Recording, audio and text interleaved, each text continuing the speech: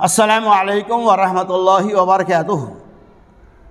الحمدللہ وکفی وسلام علی عباد الذین اصطفى اما بعد۔ عن عبد الله بن عمر رضی اللہ عنہما قال قال رسول الله صلی اللہ علیہ وسلم لا تصوموا حتى تروا الهلال ولا تفطروا حتى تروه فإن غم عليكم فاقدروا له۔ رواہ متفق علیہ۔ یعنی اس روایت کو امام بخاری اور امام مسلم علیہ الرحمٰن نے نقل کیا۔ حضرت عبداللہ ابن عمر رضی اللہ تعالی عنہما کہتے ہیں رسول اللہ صلی اللہ علیہ وسلم لا تصوموا حتی تروا الہلال، کہ تم لوگ روزہ نہ رکھو یہاں تک کہ چاند کو دیکھ لو، ولا تفطروا حتی تروه، اور افطاری نہ کرو، روزہ نہ توڑو یہاں تک کہ تم چاند کو دیکھ لو۔ فَإِنْ غُمَّ عَلَيْكُمْ فَاقْدُرُوا لَهُ، اور اگر کبھی بدلی چھا جائے، کبھی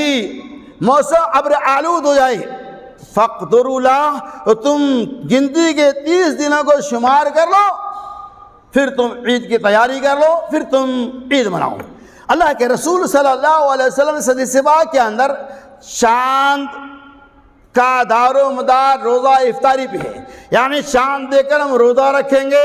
اور چاند دیکھ کر افطاری کریں گے، یعنی روزے کی ابتدا چاند سے ہوگا، روزے کا اختتام بھی چاند سے ہوگا، یعنی چاند دیکھ کر روزہ رکھیں گے اور چاند دیکھ کر ہم عید منائیں گے۔ اب یہاں دیکھیے اللہ کے رسول اللہ کیا فرمایا، فَإِنْ غُمَّ عَلَيْكُمْ فَاقْدُرُوا لَهُ،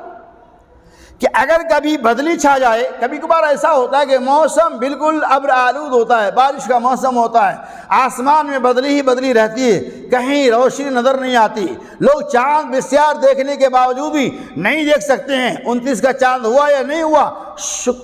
کہیں سے کوئی ایسی متصدقہ خبریں بھی نہیں آئی، تو اللہ کے رسول صلی اللہ علیہ وسلم نے ایک اصول بتلایا ہے کہ آپ اگر موسم فَإِنْ غُمَّ عَلَيْكُمْ، اگر موسم ابر آلود ہو